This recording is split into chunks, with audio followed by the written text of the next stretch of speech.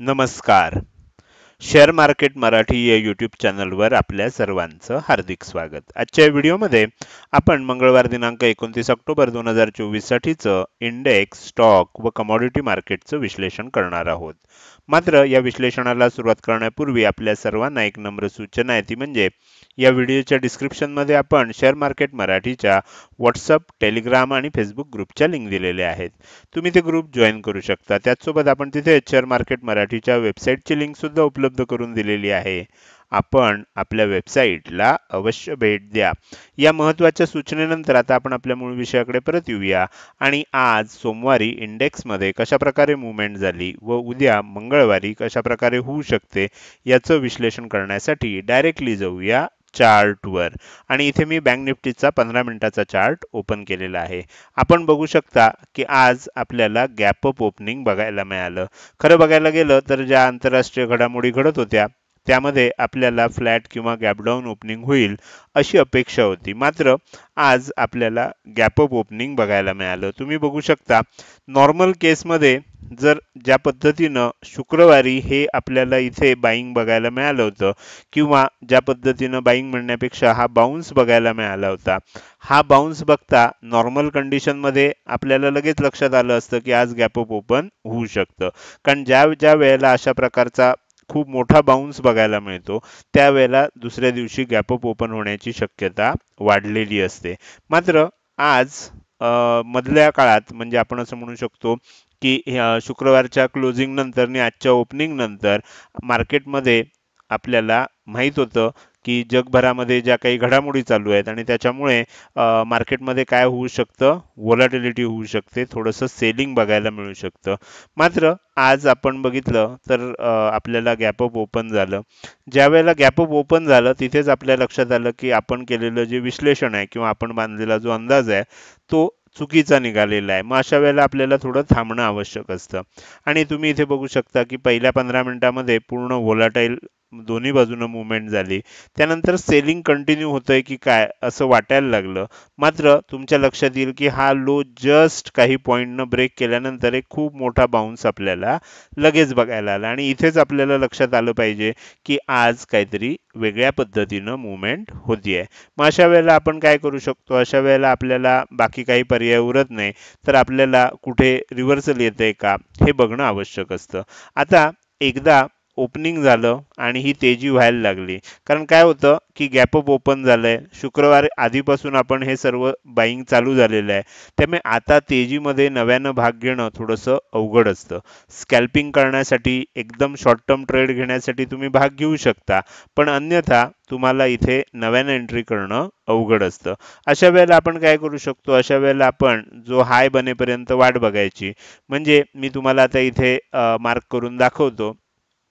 इथे मी काय केलं, इथे मी फिल्ड रिट्रेसमेंट लेवल मार्क केली आणि हे आजच्या दिवसापुरतीच मार्क केली. कारण खालपासून मार्क केली तर आपल्याला खूप खाली गेल्याशिवाय ट्रेड मिळणार नाही. तर त्यामुळे आजच्या दिवसाची जी काही तेजी झाली होती ती मार्क केली. आणि ही कधी केली? ज्या वेळेला ही आपल्याला कॅन्डल बनली, शूटिंग स्टार झाला, पुढची कॅन्डल बनली, ही डोजी झाली, तिसरी कॅन्डल बनली, परत रेड शूटिंग स्टार झाला. याचा अर्थ आता रिव्हर्सल होऊ शकतं अशा पद्धतीनं आपल्याला लक्षात आलं. त्यानंतर ही जी चौथी कॅन्डल बनली, ह्या कॅन्डलनं काय केलं? सेलिंग कंटिन्यू केलं. मात्र इथे तुमच्या लक्षात येईल की ही जी 50% लेवल होती, या 50% लेवलला खाली गेलं. 51,289च्या आसपास ही 50% लेवल होती. याच्या खाली गेलं आणि पुन्हा आपल्याला वर आलं. त्यानंतर सुद्धा खाली जायचा प्रयत्न झाला, मात्र ह्या लेवलचा 50% लेवलचा सपोर्ट घेतला आणि पुन्हा एक बाउन्स आला.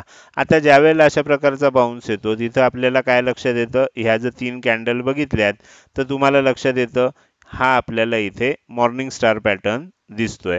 तर त्यामुळे याच्या हाय ब्रेक झाल्यानंतर आपल्याला नव्यानं एक तेजी होऊ शकते ही गोष्ट लक्षात येईल. मात्र ती तेजी सुद्धा आपल्याला पूर्वीच्या हाय इतकीच झाली आणि त्यानंतर पुन्हा सेलिंग कंटिन्यू झालं. अशा वेळेला आपण काय करू शकतो? फार फार तर अशा वेळेला आपण इथून इथे हलवू शकतो. आणि ह्याच्यामध्ये आपल्याला वाट बघायला लागली, इथून परत खाली आलं. मात्र 50% ची लेवल अजूनही खाली होती. त्यामुळे इथे काही चांगला ट्रेड मिळाला नाही. पुन्हा एक बाउन्स झाला. इथे मात्र आपल्याला एक ट्रेड मिळाला. तुम्ही बघू शकता कशा पद्धतीनं मिळाला ते मी तुम्हाला दाखवतोय. ही तेजी झाली, त्यानंतर इथपर्यंत सेलिंग आलं. त्यानंतर इथपर्यंत बाउन्स आला आणि पुन्हा इथपर्यंत सेलिंग आलं. ज्या वेळेला हा लो ब्रेक झाला त्यानंतर साधारण 1:1चं टार्गेट आपल्याला 1:1 पेक्षा थोडंसं जास्त टार्गेट आपल्याला इथे बघायला मिळालं आणि त्यानंतर पुन्हा एक रिकव्हरी बघायला मिळाली. तर थोडक्यात काय झालं, आज जी 50%ची लेवल होती 51,299च्या आसपास, तर 91,299च्या आसपास जी लेवल होती म्हणजे 51,300 असं समजूया. 51,300च्या वर जाऊन क्लोजिंग आपल्याला बघायला मिळाली. मात्र प्रत्यक्षात बघितलं तर तुम्हाला लक्षात येईल की 51,259च्या आसपास म्हणजे थोडीशी खालच्या बाजूला आपल्याला क्लोजिंग झालेलं आहे. तर त्याच्यामुळे थोडंसं आपल्याला ह्या एरियामध्ये क्लोज झालंय. म्हणजे चार्टवर जरी वर क्लोजिंग दिसत असलं तर ॲक्च्युअल क्लोजिंग 50% लेवलच्या खालीच झालंय. तर हे झालं आज कशा पद्धतीनं मूव्हमेंट झाली आणि आज थोडंसं तेजी राहिली आणि पुन्हा खाली यायचा प्रयत्न राहिला. मात्र फार मोठी मूव्हमेंट त्यानंतर झाली नाही. म्हणजे हळूहळू वर गेलं आणि हळूहळू खाली आलं, अशा प्रकारची मूव्हमेंट आज आपल्याला बघायला मिळाली. आता आपण बघणार आहोत की उद्या कशा प्रकारे मूव्हमेंट होऊ शकते. तर त्याच्यासाठी आपण काय करूया, ह्या सर्व लेवल जे आहेत ह्या हे काढून टाकूया फिब रिट्रेसमेंट लेवल आणि मी तुम्हाला इथे चार्ट दाखवायला सुरुवात करतोय. मी तुमच्यासाठी important level, target level, centre line सगळं काढलेलं आहे. वरच्या बाजूला 51,500 ही इम्पॉर्टंट लेवल आहे. आता तुमच्या लक्षात आलंच असेल 51,500 राऊंड फिगर पण आहे आणि स्विंग हाय पण आहे, त्यामुळे डबल आपल्याला ही लेवल इम्पॉर्टंट ठरते. खालच्या बाजूला 51,150 ही इम्पॉर्टंट लेवल आहे. अर्थात याच्यामध्ये 250 पेक्षा जास्तचा डिफरन्स असल्यामुळे आपण एक सेंटर लाईन काढली आहे आणि ही सेंटर लाईन कुठे काढली आहे तर 51,328च्या आसपास काढलेली आहे. तर त्याच्यामुळे आता काय होईल, खाली ह्या एरियामध्ये क्लोजिंग झालेलं आहे, ह्या एरियामध्ये क्लोजिंग झालंय. समजा फ्लॅट ओपन झालं किंवा गॅपडाऊन ओपन झालं आणि समजा खाली यायला लागलं तर 51,150 ही लेवल ब्रेक झाल्यानंतर आपल्याला काय होऊ शकतं, 51,050, त्याच्याही खाली गेलं तर 50,950 आणि त्याच्याही खाली गेलं तर 50,850 ही लेवल ब्रेक होताना बघायला मिळू शकते. कसं होऊ शकतं, जर खाली जाणार असेल तर इथून खाली जाईल 51,000 पर्यंत जाईल, 51,000 किंवा 51,950 इथे कुठेतरी सपोर्ट घेऊन एक बाउन्स येणार, कारण 51,000 राऊंड फिगर असल्यामुळे एका फ्लो मध्ये ती ब्रेक होण्याची शक्यता कमी असते.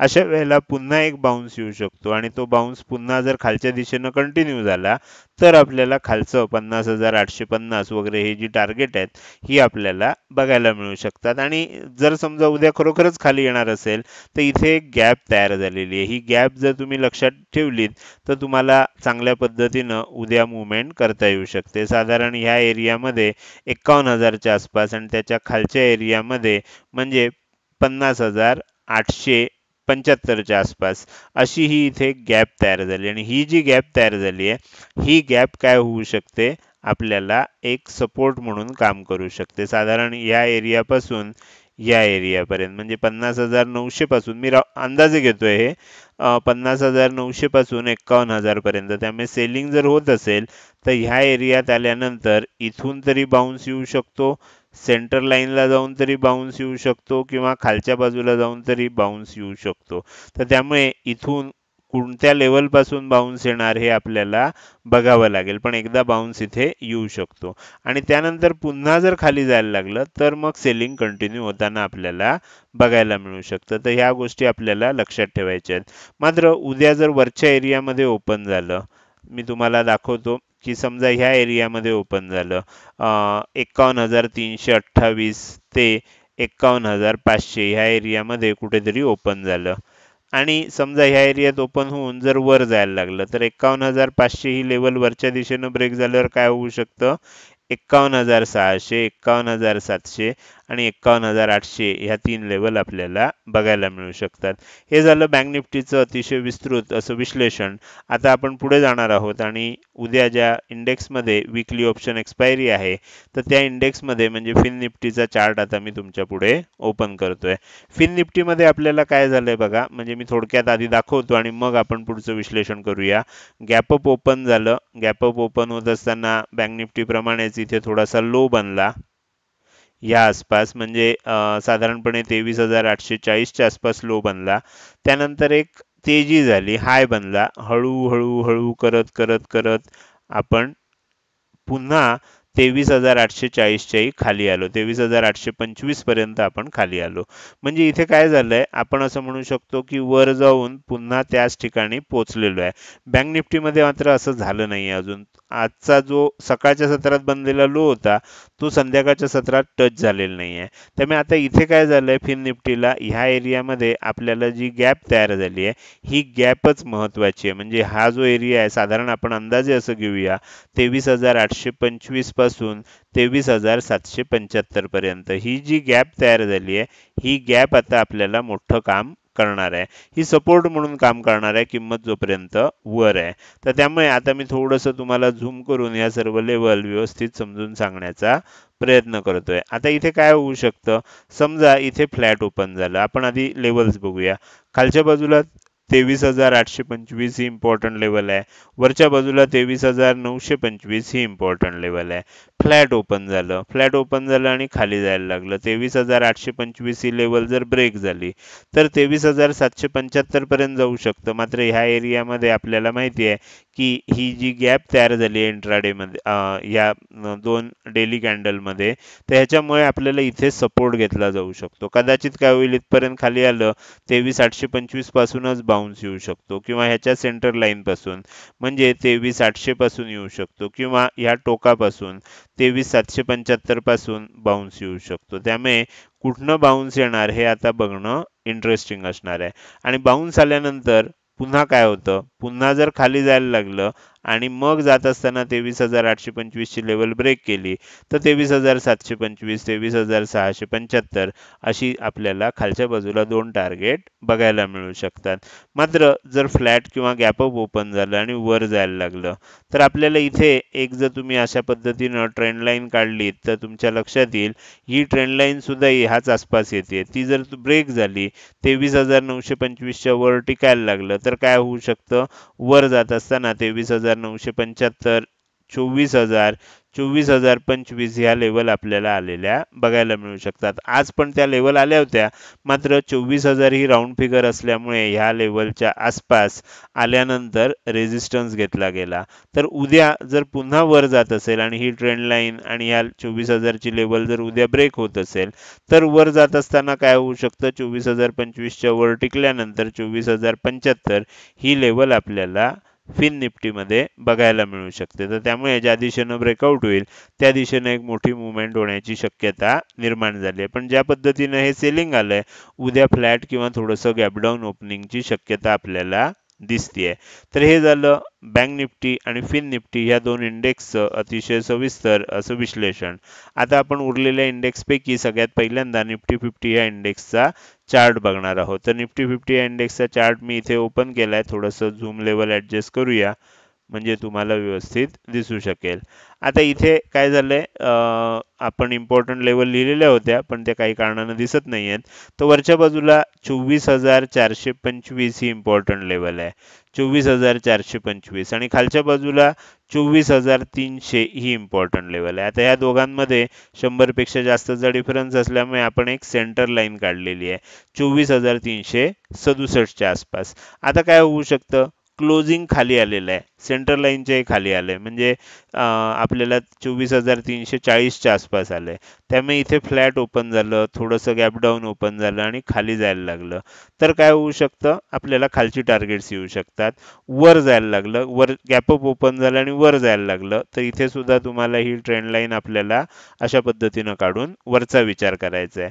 तर हे झालं, मी इथे लिहिलेलं आहे ते दिसत नव्हतं म्हणून थोडंसं जास्त डिटेलमध्ये सांगण्याचा प्रयत्न केलाय. 24,425च्या वर गेल्यानंतर आपल्याला इथे 24,475 24,525 आणि 24,575 ही तीन टार्गेट बघायला मिळू शकतात. आता आपण शेवटच्या इंडेक्सकडे येऊया. तर त्याचं नाव आहे Nifty mid cap select. Nifty mid cap select मध्ये आपण इम्पॉर्टंट लेवल, टार्गेट लेवल सर्व काही काढलेलं आहे. मी तुम्हाला झूम लेवल ऍडजस्ट करून ते दोन्ही स्क्रीनवर दाखवायचा प्रयत्न करतो म्हणजे तुम्हाला व्यवस्थित दिसू शकेल. ओके.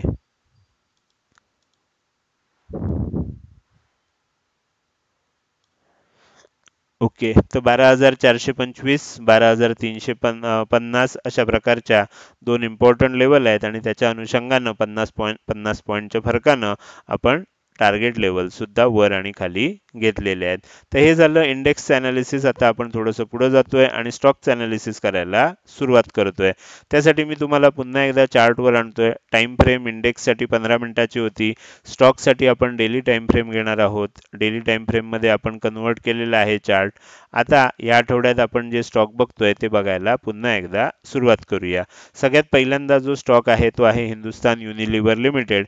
हिंदुस्तान युनिलिव्हर लिमिटेडमध्ये कंटिन्यूस सेलिंग होत होतं. मी तुम्हाला ते दाखवलं पण होतं. आपण कालच्या व्हिडिओमध्ये तुम्ही बघितलेलं पण होतं, कालच्या आणि परवाच्या. तर त्याच्यामध्ये काय झालंय, एक आपल्याला इथे सेलिंग आलंय. सेलिंग आल्यानंतर एक इनसाइड कॅन्डल, ही जी कॅन्डल बनली होती तुम्ही इथे बघितलं तर गुरुवारची कॅन्डल ही खूप मोठी कॅन्डल बनली होती आणि याच्यामध्ये एक इनसाइड कॅन्डल बनणं अगदीच अपेक्षित होतं. मी तुम्हाला कालच काय सांगितलं होतं, जर ह्याच्यावर टिकलं तर आपल्याला एक चांगलं वरच्या बाजूला टार्गेट येऊ शकतं किंवा ह्याच्या खाली टिकलं तर खालच्या बाजूला एक चांगलं टार्गेट येऊ शकतं. तुम्ही काळजीपूर्वक बघितलं तर समजा कालचा जो दिवस होता तो त्या दिवसाचं म्हणजे हे शुक्रवारचा दिवस जो होता याचा आपण हे बघितलं, उंची बघितली तर तेवढीच उंची आपल्याला वरच्या दिशेनं टार्गेट म्हणून आलेली आहे. याचा अर्थ 1:1 टार्गेट आपल्याला हिंदुस्तान युनिलिव्हर ह्या स्टॉकमध्ये बघायला मिळालंय. त्यानंतर आपण पुढे जाऊया आणि पुढचा स्टॉक आहे तो आहे पेट्रोनेट LNG. पेट्रोनेट LNG मध्ये मी तुम्हाला सांगतच होतो की 2 दिवस आपल्याला काय बघायला मिळते, इथे एक रेड कलरची मोठी शूटिंग स्टार कॅन्डल बनली आहे. त्याच्याबरोबर जर बघितलं तर दुसऱ्या दिवशी इथे ग्रीन कलरची एक शूटिंग स्टार कॅन्डल बनली आहे. हे सर्व कॅन्डल आपल्याला ओरडून ओरडून काय सांगतायत की पेट्रोनेट LNG मध्ये आणखीन सेलिंग होऊ शकतं. मी सांगितलंच होतं हा लो तुटला तर आपल्याला हा लो आलेला बघायला मिळू शकतो आणि त्याच्याही खाली जाणार असेल तर मी तुम्हाला सांगितलं होतं टार्गेट हे साधारणपणे 326च्या आसपास तुम्हाला बघायला मिळू शकतं. तर त्याच्या खाली जवळजवळ 324 रुपयापर्यंत खाली आपल्याला टार्गेट बघायला मिळालं. तर ह्या पद्धतीनं पेट्रोनेट LNG मध्ये सुद्धा सेलिंग कंटिन्यू होत आहे. उद्या सुद्धा ह्या 330च्या खाली जर टिकायला लागलं तर पुन्हा एकदा 324च्या आसपास ट्रेड येऊ शकतो म्हणजे टार्गेट येऊ शकतं आणि ती लेवल तुटली जाण्याची शक्यता आहे. मग अशा वेळेला आपल्याला काय केलं पाहिजे, अशा वेळेला आपल्याला पूर्वीचा स्विंग लो कुठे आहे तो बघितला पाहिजे. तर पूर्वीचा स्विंग लो आहे तो इथे आहे. तर त्यामुळे 320 रुपयाच्या आसपास टार्गेट आपल्याला बघायला मिळू शकतं. 330च्या खाली ब्रेकडाऊन झालं तर. त्याच्या पुढे जाऊया. HDFC bank. HDFC बँकमध्ये मी कालच तुम्हाला सांगितलं होतं की तिथे हॅमर कॅन्डल बनलेली आहे. तर त्यामुळे जोपर्यंत आता हा हाय ब्रेक होणार नाही, 1757च्या वर टिकणार नाही, तोपर्यंत आता HDFC बँकमध्ये तेजी होऊ शकत नाही किंवा खाली आलं आणि खाली एखादी प्राइस ॲक्शन बनली तरच तेजी होऊ शकते. काल ज्या पद्धतीनं आपल्याला रेड कॅन्डल बनली होती, आज सुद्धा रेड कॅन्डल बनलेली आहे. दोघांचाही लो बघितला तर सारखाच आहे. येणाऱ्या काळात हा जर लो ब्रेक झाला तर ह्या ट्रेंड लाईन पर्यंत किंमत खाली येताना आपल्याला बघायला मिळू शकते. त्यामुळे इथे आपल्याला लक्ष ठेवणं आवश्यक आहे. त्याचसोबत तुम्ही जर काळजीपूर्वक बघितलं तर तुम्हाला वरच्या बाजूला सुद्धा दिसतंय की 1757ची लेवल रेझिस्टन्स लेवल आहे. त्यामुळे जर गॅप अप ओपन झालं आणि वर टिकायला लागलं तर वरच्या दिशेने एक मोठी मुवमेंट बघायला मिळू शकते. तर त्यामुळे हा झाला HDFC बँक या स्टॉक विषयीची माहिती. आता आपण पुढे जाऊया आणि हिंदुस्तान पेट्रोलियम या कंपनीच्या स्टॉककडे वळूया. आता तुम्ही जर इथे बघितलं तर तुम्हाला इथे एक खूप मोठं सेलिंग शुक्रवारच्या दिवशी झालेलं बघायला मिळते. अशा वेळेला आपण काय म्हटलं होतं, जेव्हा खूप मोठं सेलिंग होतं तेव्हा एक छोटी इनसाइड कॅन्डल बनलेली आपल्याला बघायला मिळू शकते. मात्र ही नेमकी हॅमर कॅन्डल बनली आहे. त्यामुळे इनसाइड कॅन्डल आहे प्लस हॅमर कॅन्डल आहे. त्यामुळे ह्या ग्रीन हॅमर कॅन्डलचा लो जर खालच्या दिशेनं ब्रेक झाला तर काय होऊ शकतं, खाली येत असताना या स्टॉकमध्ये 376 370 अशी टार्गेट येताना आपल्याला बघायला मिळू शकतात. तर हे झालं इंडेक्स सोबतच स्टॉकचं अनालिसिस. आता आपल्याला थोडंसं पुढं जायचं आहे आणि आपण आपल्या शेवटच्या सेगमेंटकडे येतोय आणि ह्या सेगमेंटमध्ये आपल्याला कमॉडिटी मार्केटचं विश्लेषण करायचं आहे. तर त्याच्यासाठी मी तुम्हाला पुन्हा एकदा चार्टवर घेऊन जातोय. सगळ्यात पहिल्यांदा आपण डे टाइम फ्रेममध्येच आहोत, तर त्यामुळे गोल्ड ह्या कमॉडिटीचं आपल्याला सगळ्यात पहिल्यांदा विश्लेषण करायचं आहे. आता इथे आपल्याला गोल्ड फ्युचर बघायचं आहे.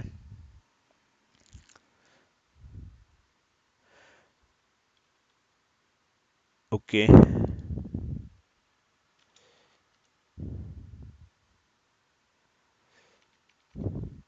इथे आपल्याला ऑल सिलेक्ट करावं लागेल म्हणजे आपल्याला गोल्ड फ्युचर बघता येईल. तर गोल्ड फ्युचरमध्ये मी तुम्हाला सांगितलं होतं की हा ब्रेकआउट आलेला आहे. ब्रेकआउट आल्यानंतर 78,000, 79,000, 80,000 अशा टार्गेट्स आपण बघितलेली होती.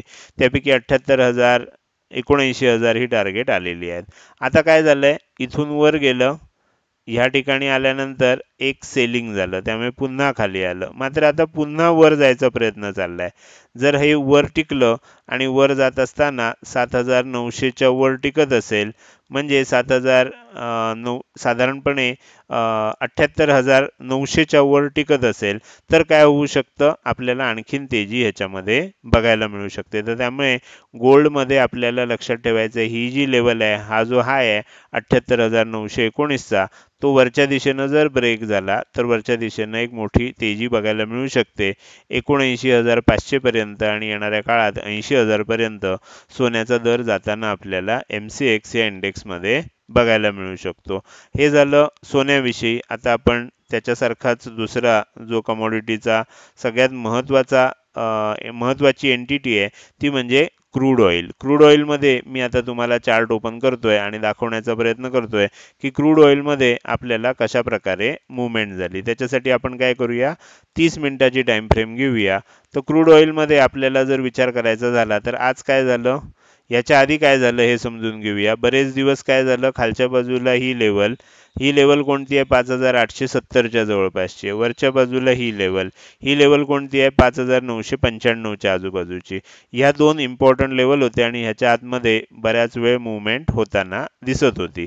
मात्र आपण वरच्या बाजूला जर बघायला गेलं तर 6,080 ते 6,095 ह्या लेवलपर्यंत एक झोन तयार केला, जो आपल्याला आपण म्हणू शकतो की एक रेझिस्टन्स झोन होता. त्याबरोबर इथून खालच्या बाजूला आपण 5,825 ते 5,870 ह्या एरियामध्ये सुद्धा एक झोन तयार केला, जो आपल्याला सपोर्ट म्हणून काम करत होता.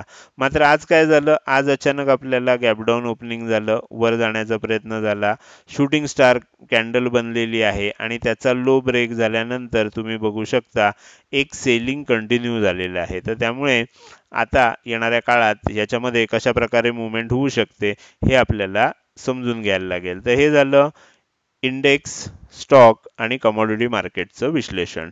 हे विश्लेषण तुम्हाला कसं वाटलं? जर हे विश्लेषण तुम्हाला आवडलं असेल तर नक्कीच तुम्ही या व्हिडिओला एक लाईक करू शकता आणि कसं वाटलं हे कमेंट सेक्शनमध्ये टाईप करून सांगायला अजिबात विसरू नका. लक्षात ठेवा, तुमची एक लाईक आणि एक चांगली कमेंट हीच माझ्यासाठी प्रेरणा असते. त्यामुळे तुम्ही व्हिडिओ बघायला सुरुवात केल्या केल्या लगेच व्हिडिओला लाईक करा. व्हिडिओ बघून झाल्यावर कसा वाटला हे कमेंट सेक्शनमध्ये अवश्य सांगा.